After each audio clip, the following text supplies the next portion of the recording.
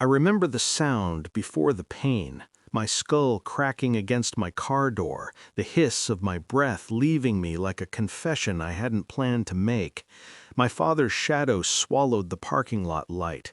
His voice didn't shake. "You will do as I say," he told me, calm as prayer, "or you're dead to this family." I didn't scream. I watched his wedding ring flash as his fist came back again, and something in me went very quiet. Before that moment, I believed in balance. I had built a small, clean life from the pieces they didn't want. A one-bedroom apartment I paid for myself, a job with my name on the door, mornings that belonged to me. I was the reliable one, the one who sent money when Dad's hours were cut, the one who remembered birthdays, the one who never asked for help because help always came with strings. My brother, my golden child brother, floated through life like gravity didn't apply to him. Fired again, girlfriend gone, rent unpaid, and still he was protected. Still he was just going through a phase. I was the phase they endured. The first red flag was how everyone spoke in unison, not asked, informed. "You'll let him stay with you," my mother said, already smiling like it was settled. "It's temporary," my aunt added. "He needs family," my father finished. No one asked what I needed. No one asked how long temporary meant. No one acknowledged that my apartment was my only boundary. When I said no, the room went still, like I'd knocked over a glass no one wanted to clean. My father didn't yell, he never does. He just leaned back and watched me like I'd disappointed him personally.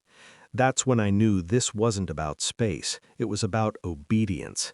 The betrayal didn't arrive loudly, it slipped in through silence. My brother stopped answering my calls. My mother started sending guilt in paragraph form.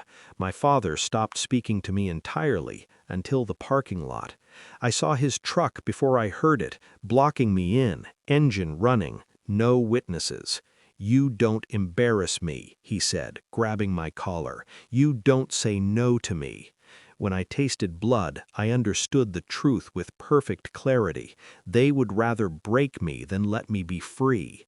And when he walked away, leaving me on the asphalt, ribs screaming, hands shaking, I didn't cry. I planned.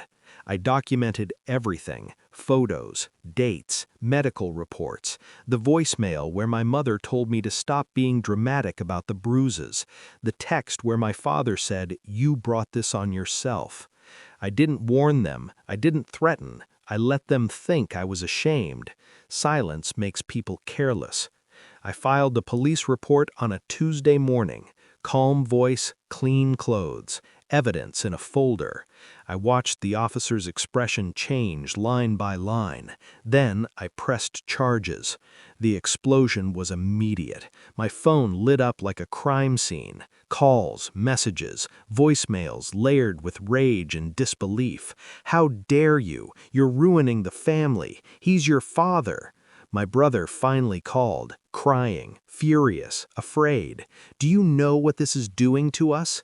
I did. That was the point. The showdown wasn't loud. It was fluorescent lit and procedural.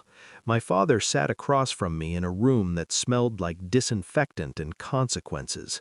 His hands shook for the first time I could remember. He didn't look at me, not once. The officer read the charges: assault, witness statements, medical corroboration. When my father finally spoke, his voice cracked. I was disciplining my child. I met his eyes then, calm, steady. "I'm not your child," I said, "and you don't own me."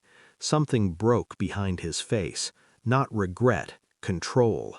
They tried everything after that: family meetings without me, religious pressure, threats of disinheritance, like I was ever inheriting anything but trauma. My brother lost his job when the background check hit. My mother stopped calling when I wouldn't apologize. My father took a plea deal to avoid trial. I didn't attend the sentencing. I didn't need the closure. Justice doesn't require an audience.